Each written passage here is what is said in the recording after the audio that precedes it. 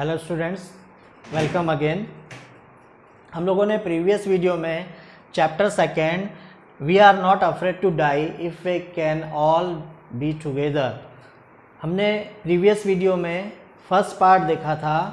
आज हम लोग सेकेंड पार्ट, रिमेनिंग पार्ट जो है इस चैप्टर का, वो कवर अप करने जा रहे हैं। मैं थोड़ा सा बैक में चलता हूँ कि हमने प्रीवियस वीडियो में क्या देखा। जनरली हम लोगों ने देखा था कि किस तरह से जो प्रॉब्लम्स क्रिएट हो रही थी उनको उस समुद्री यात्रा के दौरान, उनके जो रेडियो सिग्नल्स थे वो काम करना बंद कर दिए थे, उनकी जो बोट थी वो पूरी तरह से डैमेज होने लगी थी धीरे धीरे करके, और बहुत सारी प्रॉब्लम्स जो है उनको फेस करनी पड़ रही थी। वहाँ पर पानी उनकी बोट में भर चुका था और उन्हें बहुत ज़्यादा स्ट्रगल करना पड़ रहा था। उन सारी प्रॉब्लम्स को फेस करने के लिए बहुत ज़्यादा स्ट्रगल कर रहे थे वो लोग। दूसरी बात ये थी कि उनकी जो बेटी थी, ऑदर जो है उनकी बेटी थी, उसके जो हेड के ऊपर इंजरी हुई थी, वो भी बहुत तेज़ी से उसकी स्वेलिंग बढ़ रही थी। इस तरह से हमने देखा था कि बहुत सारी प्रॉब्लम्स जो है वो फेस कर रहे थे और काफ़ी सारी प्रॉब्लम्स को उन्होंने सॉल्व भी कर लिया था, रिजॉल्व भी कर लिया था, लेकिन फिर भी अभी प्रॉब्लम्स ख़त्म पूरी तरह से नहीं हुई थी। तो रिमेनिंग पार्ट जो है वो हम देखते हैं आगे क्या है। By morning on January 3 the pumps had the water level sufficiently under control for us to take 2 hours rest in rotation. 3 जनवरी आते आते क्या हुआ था कि काफ़ी कुछ कंडीशन जो है, सिचुएशन अंडर कंट्रोल हो गई थी। जो पंप था उसने काफ़ी सारा पानी जो उस बोट पे भरा हुआ था वो उस बोट से बाहर कर दिया था उसने, और हम इतने कहना चाहिए रिलैक्स हो गए थे अब कि हम रोटेशनली, एक साथ में नहीं, रोटेशनली एक एक दो लोग इस तरह से रोटेशन में हम लोग लगभग 2 घंटे का आराम कर सकते थे पूरे दिन में। इतना टाइम अब हमें मिल चुका था, मतलब इतनी सिचुएशन जो है वो अंडर कंट्रोल हो चुकी थी। But still we still had a tremendous leak somewhere below the water line, and on checking I found that nearly all the boats main reef frames were smashed down to the keel. In fact, there was nothing holding up a whole section of starboard hull except a few cupboard partition. लेकिन अभी भी क्या है, कहीं से एक leak था, मतलब कहीं से एक होल था जहाँ से पानी अभी भी कंटिन्यूसली अंदर आ रहा था। और जब मैंने चेक किया तो मैंने क्या देखा, I found that nearly all the boat's main rib frames were smashed down to the keel. ठीक है, और मैंने जब चेक किया तो मैंने क्या देखा कि पूरी बोट जो है, जो फ्रेम है, मेन रिब फ्रेम जिसको अपन बोलते हैं, वो पूरी तरह से नष्ट हो चुकी थी, क्षतिग्रस्त हो चुकी थी। कहाँ तक? टू द कील। कील मतलब बोट का निचला हिस्सा जो होता है वो कील कहलाता है। तो लगभग जो बोट का निचला हिस्सा था वहाँ तक मैंने देखा कि मेन रिब जो फ्रेम है वो पूरी तरह से नष्ट हो चुकी थी, स्मैश हो चुकी थी। In fact there was nothing holding up a whole section of the starboard hull except a few covered partition. और यहाँ तक कि वहाँ पर कोई भी चीज़ ऐसी नहीं थी जिसने पूरे सेक्शन को संभाल के रखा हुआ था, starboard hull, except a few covered position. सिर्फ एक कवर्ड की पोजीशन थी जिसमें कि पूरा का पूरा स्टारबोर्ड जो है उसने पूरे सेक्शन को संभाल के रखा हुआ था। We had survived for 15 hours since the wave hit, but Wave Walker would not hold together long enough for us to reach Australia. लगभग हमने इस तरह से जो लहर आई थी, जो वेव आई थी, उसने हमें जो हिट किया था, उसके बाद में लगभग 15 घंटे तक हमने सरवाइव कर लिया था, अपना जीवन किसी भी तरह से संभाल के रखा हुआ था। But Wave Walker would not hold together long enough for us to reach Australia. लेकिन वेव वॉकर मतलब जो बोट है, अब वो इतनी कैपेबल नहीं है कि वो हम लोगों को ऑस्ट्रेलिया तक पहुंचा सके। I checked our charts and calculated that there were 2 small island a few 100 kilometres to the east. और मैंने जो चार्ट्स हैं, मतलब जो दिशा बताने वाले चार्ट हैं, उनको देखा और कैलकुलेट किया। कैलकुलेट करने के बाद में मुझे ये चीज़ समझ में आई कि लगभग कुछ 100 किलोमीटर दूरी पर यहाँ पर ईस्ट में 2 आइलैंड हैं। One of them LA. Amsterdam was a French scientific base. उसमें से एक का नाम है एली एम्स्टरडम, जो कि एक साइंटिफिक बेस है फ्रेंच लोगों का। Our only hope was to reach this pink prince in the west ocean, और हमारी आखिरी आशा थी कि हम उस आइलैंड पे पहुंच जाए, लेकिन वो आइलैंड इतने बड़े ओशन में, इतने डेंजर ओशन में जो है एक सुई की जो धागा डालने वाली जगह होती है, मतलब एक सुई में एक छोटा सा छेद होता है जहाँ से धागा अंदर जाता है, बिल्कुल उस छेद की तरह इस पूरे भयंकर ओशन में, इस वेस्ट ओशन में जो है उस सुई के धागे डालने वाली जो होल है, छिद्र है, उसको ढूंढने के बराबर था। But unless the wind was seas abated so we could hoist sail, our chances would be slim indeed. The great wave had put our auxiliary engine out of action. लेकिन क्या है, हमारी मतलब जो विंड चल रही थी उस समय पर, seas abated so we could hoist sail, मतलब जो उस समय उस समुद्र की कंडीशन थी उसकी वजह से हमारी बोट जो है वो बहुत ज़्यादा तेज़ी से उस तरफ नहीं बढ़ पा रही थी, नहीं चल पा रही थी। our chances would be slim indeed, मतलब बहुत कम चांसेस थे कि हम उस आइलैंड पर सेफली पहुंच सकें। The great wave had put our auxiliary engine out of action, और वो जो एक बड़ी सी लहर आई थी, उस लहर ने हमारा ऑक्सिलरी, मतलब एक सपोर्टिंग जो इंजन था हमारा ऑक्सिलरी, वो उसने क्या कर दिया था, खराब कर दिया था। उस लहर की वजह से वो आउट ऑफ एक्शन हो चुका था। On January 4 after 36 hours of continuous pumping we reached the law few centimetres of water. Now we had only to keep pace with the water still coming in. लगभग 36 hours बीतने के बाद में, 36 घंटे बीतने के बाद में 4 जनवरी को हम लोग कंटिन्यूस 36 घंटे से जो है पंपिंग कर रहे थे, पानी को बोट से बाहर निकाल रहे थे, और लगभग कुछ थोड़ा और पानी, मतलब कुछ सेंटीमीटर पानी जो है वो अभी भी बोट में बचा हुआ था। Now we had only to keep pace with the water still coming in. हमें एक जो स्पीड, जिस स्पीड में हम काम कर रहे थे, वो स्पीड हमें बनाए रखने की ज़रूरत थी, ताकि वो पानी जो कि कंटिन्यूसली बोट के अंदर आ रहा था उसको हम एक स्पीड के साथ में खाली कर सकें, अदरवाइज हम शायद डूब जाएं। We could not set any sail on the main mast, pressure on the rigging would simply pull the damaged section of the hull apart, so we hoisted the storm jib and headed for where I thought the two island were. और अगर मान लीजिए we could not set any sail on the main mast, मतलब हम जो man मास्ट है, जो वहाँ पर ट्रायंगुलर एक बेस बना हुआ है, उस पर हम बिल्कुल भी किसी तरह से कोई भी सेल नहीं डाल सकते हैं, हम उसको कवर नहीं कर सकते हैं। अदरवाइज क्या होगा कि जो उसकी वजह से जो प्रेशर आएगा, सामान जो रखा हुआ है उसके ऊपर जो प्रेशर आएगा वो क्या करेगा, pull the damage section of the hull part, क्या करेगा, वो पूरी तरह से सेक्शन को दो हिस्सों में अलग अलग बांट देगा अगर उसके ऊपर प्रेशर आता है। तो इसीलिए हम मास्ट को जो है बिल्कुल भी नहीं सेल कर सकते हैं, हम उसे बिल्कुल भी हिला डुला नहीं सकते हैं, उसे ढाक नहीं सकते हैं। So we hoisted the storm jib and headed for where I thought the two island were. इसीलिए हमने सिर्फ क्या किया, जो स्टॉर्म जीप थी उसको हमने ढाक दिया और हेडेड फॉर वेयर, और उस तरफ आगे बढ़ गए। I thought the two island were, किस तरफ, जिस तरफ वो दोनों आइलैंड थे उस तरफ हम बढ़ गए। Mary found some corn beef and cracker biscuits and we ate our first meal in almost 2 days।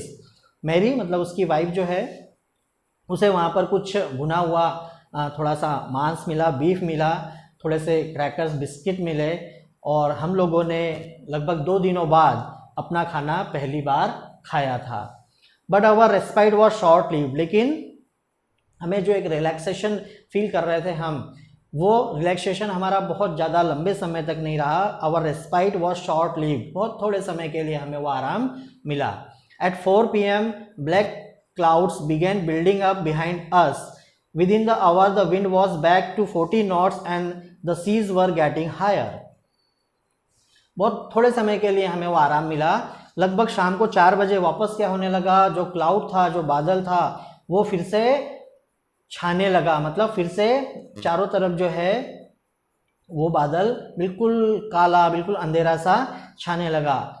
With in the hours the wind was back to 40 knots, और थोड़ी ही देर में लगभग जो हवा की गति थी वो लगभग 40 की थी, मतलब 40 की स्पीड में जो है वो उस समय हवाएं चलना शुरू हो गई थी। और सीज वर गेटिंग हायर, और जो लहरें थी, जो वाटर था, पानी था, वो बिल्कुल क्या होने लगा, बहुत ज़्यादा ऊपर तक उठने लगा। The weather continue to deteriorate throughout the night, पूरी रात जो है मौसम इसी तरह से खराब बना रहा।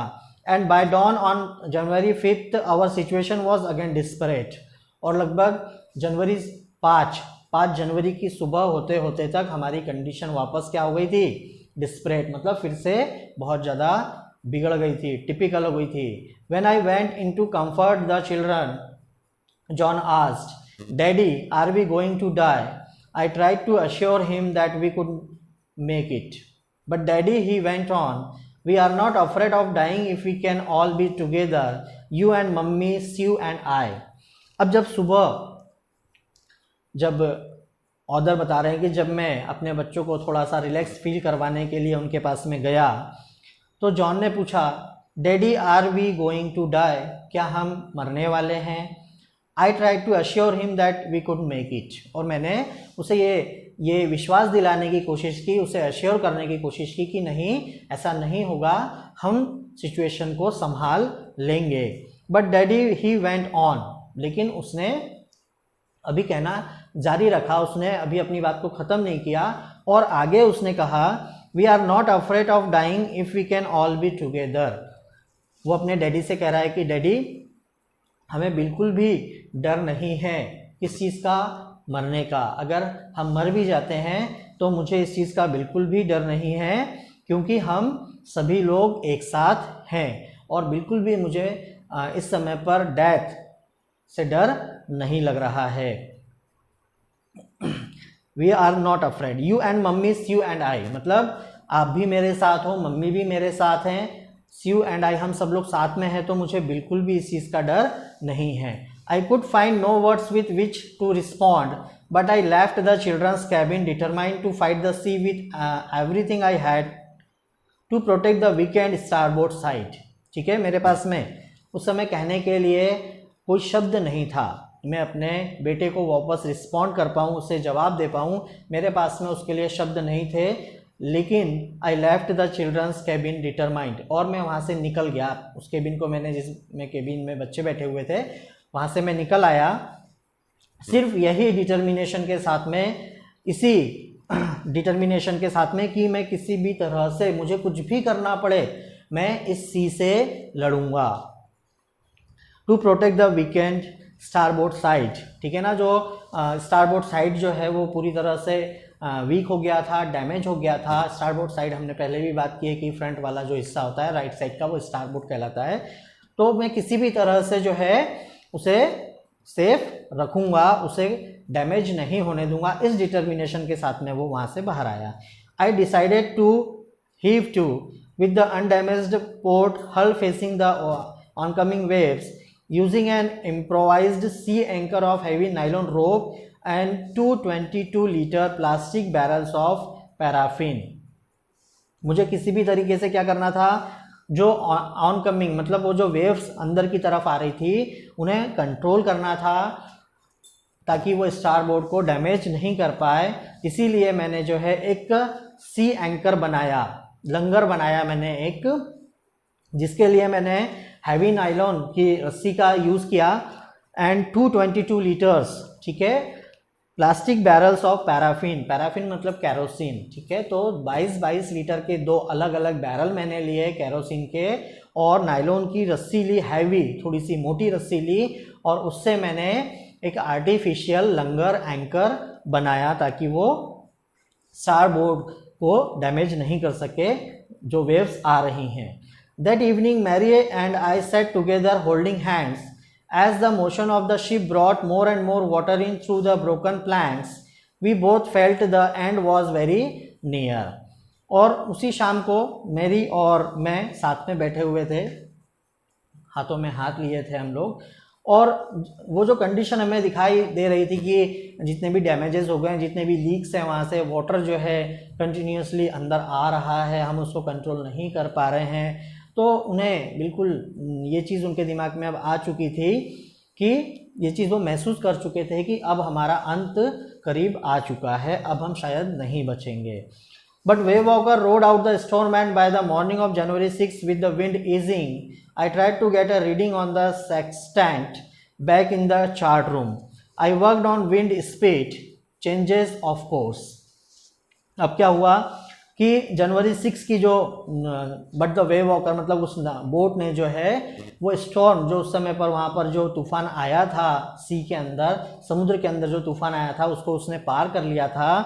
जनवरी 6 को जो हवाएं प्रीवियस नाइट को बहुत ज़्यादा तेज़ चल रही थी, लास्ट नाइट को बहुत ज़्यादा तेज़ चल रही थी, वो अब थोड़ी सी नॉर्मल हो गई थी, इजी हो गई थी।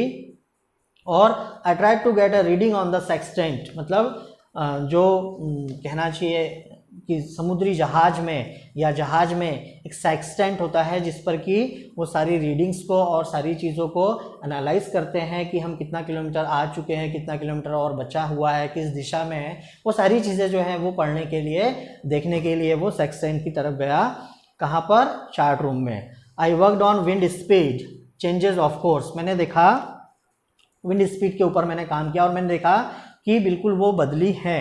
Drift and current in effort to calculate our position, the best I could determine was that we were somewhere in 1,50,000 kilometres of ocean looking for a 65 kilometre wide island. ठीक है, और मैंने देखा वहाँ पर पूरा एफर्ट लगाया, मैंने जितनी भी कोशिश कर सकता था मैंने लगाई और मैंने कैलकुलेट किया अपनी पोजीशन को कि फ़िलहाल में हम कहाँ पर हैं। हमने देखा I could determine was that we were somewhere in 1,50,000 kilometres. ठीक है, अब हम लगभग 1,50,000 किलोमीटर्स जो है वो वहाँ से आ चुके हैं और ocean looking for a 65 kilometre wide island. ठीक है, और लगभग 65 किलोमीटर 65 किलोमीटर पर एक बड़ा सा वाइड सा आइलैंड भी है। ये पोजीशन उसे कंफर्म हो गई। While I was thinking, Sue moving painfully joined me। और जब मैं इस बारे में सोच ही रहा था उस समय पर मेरी बेटी सुजैन वहाँ आई और उसने मुझे ज्वाइन किया। डेफिनेटली उसके हेड पे जो इंजरी थी, उसके सिर पे जो चोट लगी थी, उसकी वजह से उसे काफ़ी दर्द भी महसूस हो रहा था। वो आई और मेरे पास आकर बैठ गई।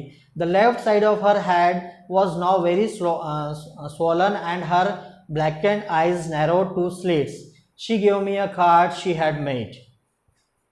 और अभी फ़िलहाल में उसके सिर पे जो चोट लगी थी उसकी कंटिन्यूसली तेज़ी से उसकी जो सूजन स्वेलिंग है वो बढ़ रही थी और उसकी आंखें जो हैं बिल्कुल छोटी छोटी हो गई थी, चोट की वजह से बिल्कुल छोटी छोटी सी हो गई थी, दिखाई दे रही थी।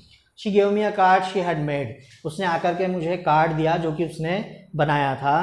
On the front she had drawn caricatures of Mary and me with the words, उसने कुछ कार्टून के रूप में मेरी और मुझे फ्रंट साइड पे बनाया था, ड्रॉ किया था कुछ शब्दों के साथ में।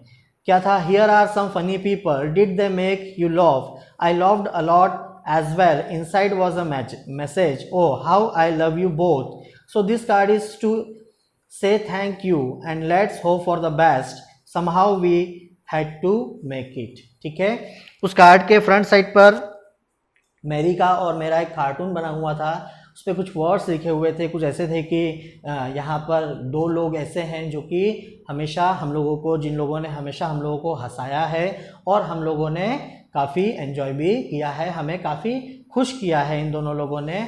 और अंदर एक मैसेज था, how I love you both. ठीक है ना, ओ मैं आप दोनों लोगों से कितना ज़्यादा प्यार करती हूँ।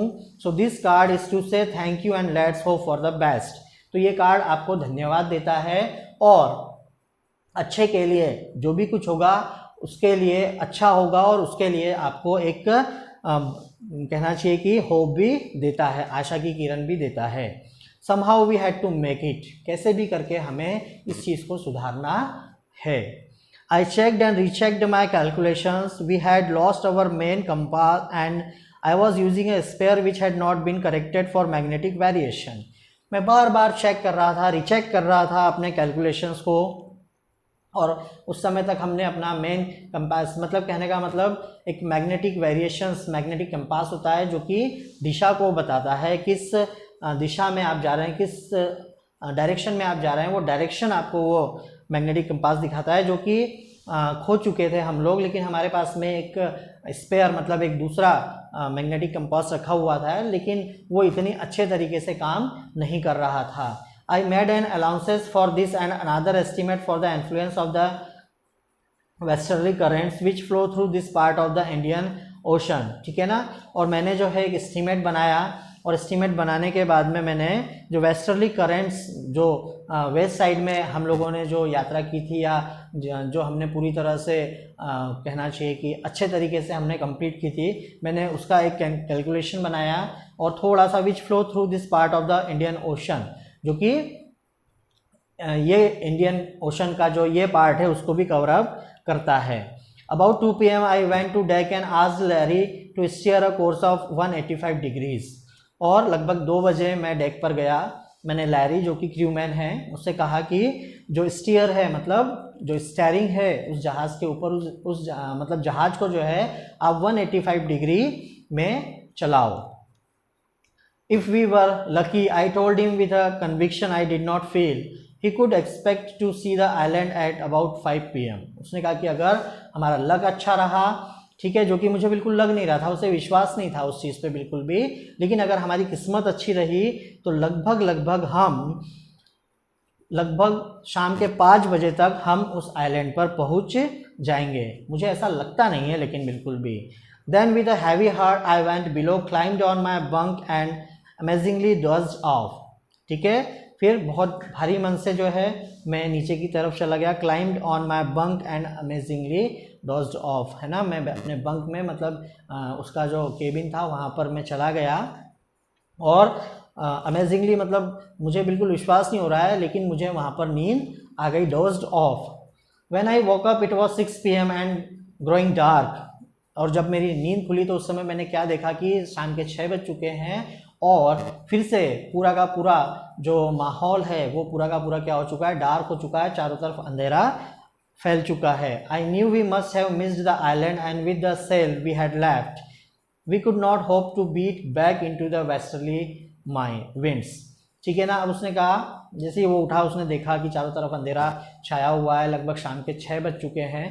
तो जब उसकी नींद खुली तो उसने देखा कि डेफिनेटली हमने वो आइलैंड जो है मिस कर दिया है, वो आइलैंड कहीं पर छूट गया है, हम वहाँ तक नहीं पहुँचे हैं। And with the sail we had left, मतलब हम कहीं ना कहीं गलत डायरेक्शन में आ गए हैं, और गलत डायरेक्शन में आने के कारण हमने उस आइलैंड को मिस कर दिया है। We could not hope to beat back into the westerly winds, ठीक है ना। और हमें बिल्कुल भी विश्वास नहीं था, बिल्कुल भी आशा बिल्कुल भी नहीं बची थी कि हम वापस वेस्टर्ली जो विंड है उसकी तरफ हम जाएं। At that moment a tousled head appeared by my bunk, can I have a hug, Jonathan asked, she was right behind him. और उसी समय टॉजल्ड हैड मतलब एकदम से जो गुथे हुए से बाल होते हैं, है ना, एकदम पूरी तरह से गुथे हुए जो बाल हैं, उसके साथ में एक चेहरा, एक सिर मुझे दिखाई पड़ा मेरे बंक पे। कैन आई हैव अ हग, और उसका बेटा जोनाथन था जो कि क्या कह रहा है उससे कि क्या मैं आपको गले लगा सकता हूँ। सी वॉज राइट बिहाइंड हिम, और सी जो है उसके बिल्कुल राइट साइड में पीछे खड़ी हुई थी। Why am I getting a hug now, I asked, because you are the best daddy in the whole world and the best captain, my son replied। उसने कहा कि why I am getting a hug now, I asked, मैंने उससे पूछा कि क्यों, अभी क्या है, मतलब ये क्या समय है मुझे गले लगाने का, या क्यों आप मुझसे गले लगना चाहते हो इस समय पर। because you are the best daddy in the whole world। तो मेरे बेटे जोनाथन ने रिप्लाई किया कि आप पूरी दुनिया में सबसे अच्छे डैडी हो, इसीलिए मैं आपको हग करना चाहता हूँ। Not today John, I am afraid. उसने कहा कि नहीं, आज नहीं, आज मैं अपने आप को साबित नहीं कर पाया हूँ कि मैं एक बहुत अच्छा फादर हूँ, बहुत अच्छा डैडी हूँ, मैं डरा हुआ हूँ, मुझे डर लग रहा है। Why you must be sad you in a matter of fact voice, you found the island. उसने कहा कि क्यों आपको बिल्कुल भी नहीं होना चाहिए sad you in a matter of fact voice. उसकी बातों में इस समय पर थोड़ा सा वजन था, ठीक है। Fact, you found the island, आपने आइलैंड को ढूंढ लिया है। वॉट, आई शाउटेड, और मैंने कहा क्या, चिल्लाया मैं एकदम से, शाउट किया। It's about there in front of us, they crossed as a big as battleship, ठीक है ना। और जो है वो आइलैंड जो है वो हमारे सामने था। उन्होंने एक साथ में कोरस में एक साथ में इस चीज़ को चिल्लाया, एज बिग एज बैटलशिप, है ना, जैसे उन्होंने युद्ध क्षेत्र में अपने आप को जिता दिया हो, मतलब उन्हें कोई बहुत बड़े युद्ध में विजय मिल गई हो, वो जीत गए हो उस युद्ध को, इस तरह से उन लोगों ने कोरस में एक साथ चिल्लाया। I rushed on deck and gazed with relief at the stark outline of LA Amsterdam. It was only a bleak piece of volcanic rock with little vegetation, the most beautiful island in the world. ठीक है, मैं deck पर गया और मैंने देखा, मतलब अब मैंने एक राहत की सांस ली। और क्या देखा मैंने, LA एम्स्टर्डम जो है एक छोटा सा आइलैंड है, लगभग वोल्केनिक रॉक, मतलब जो ज्वालामुखी होती है उसकी कुछ छोटी छोटी सी चट्टानें हैं, वोल्केनिक रॉक है, मतलब काला काला सा वो जो है पूरा का पूरा आइलैंड है। और वहाँ पर थोड़ी सी ही लिटिल वेजिटेशन, मतलब थोड़े से ही पेड़ पौधे वहाँ पर लगे हुए हैं। The most beautiful island in the world, है ना, पूरे विश्व में सबसे खूबसूरत आइलैंड अभी उसके सामने है। We anchored offshore for the night and the next morning all 28 inhabitants of the island cheered as they helped us ashore. हमने उस दिन रात को तो हमने वहीं पर अपना डेरा डाला, कहने का मतलब कि हम उस आइलैंड पर नहीं गए, हमने वहीं पर जहाँ पर वो आइलैंड के किनारे पर ही हमने रात बिताई। और अगली मॉर्निंग को, अगली सुबह को जो 28 इनहैबिटेंट्स थे, मतलब उस आइलैंड पे सिर्फ 28 लोग ही रहा करते थे, जो हमारे पास आए, उन्होंने हमें चेयर अप किया और हमें हेल्प भी की, मदद भी की। With land under my feet again, my thoughts were full of Larry and Herbie, cheerful and optimistic under the direst stress, and of Mary who stayed at the wheel for all those crucial hours. ठीक है, और एक बार फिर से मेरे पैर ज़मीन पर थे, ठीक है। My thoughts were full of Larry and Herbie, और उस समय पर पूरी तरह से मैं सोच रहा था मेरे क्रूमैन लैरी एंड हर्बी के बारे में, जो कि पूरे समय पर, इतनी ख़राब सिचुएशन में भी पूरे समय पर चेयरफुल रहे, ऑप्टिमिस्टिक रहे, उन्होंने अपने धैर्य को नहीं खोया, उन्होंने अपनी आशा को बिल्कुल भी कमज़ोर नहीं पड़ने दिया। एंड ऑफ मैरी, और मैरी के बारे में अगर मैं बताऊं, जो कि पूरे टाइम उस क्रूशियल आवर में, इतनी ख़राब मौसम में, इतने ख़राब सिचुएशन में भी उसने पूरे टाइम व्हील को संभाल कर रखा।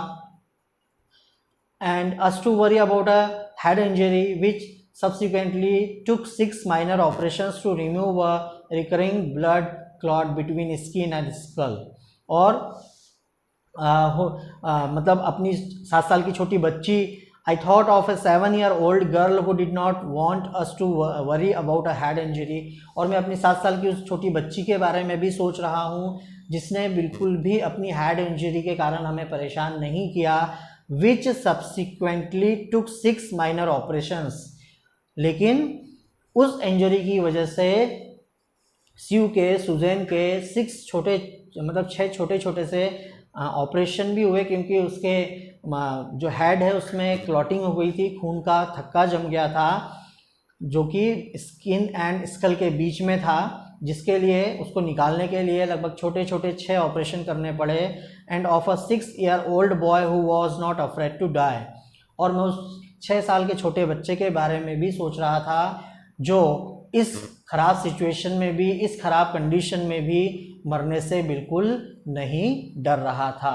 सो डियर स्टूडेंट्स, ये था आपका चैप्टर 2, जो कि हमने कंप्लीट आज डिस्कस कर लिया है, समझ लिया है।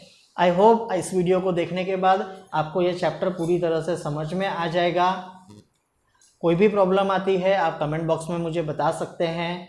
Okay, so guys, keep studying and have a nice day.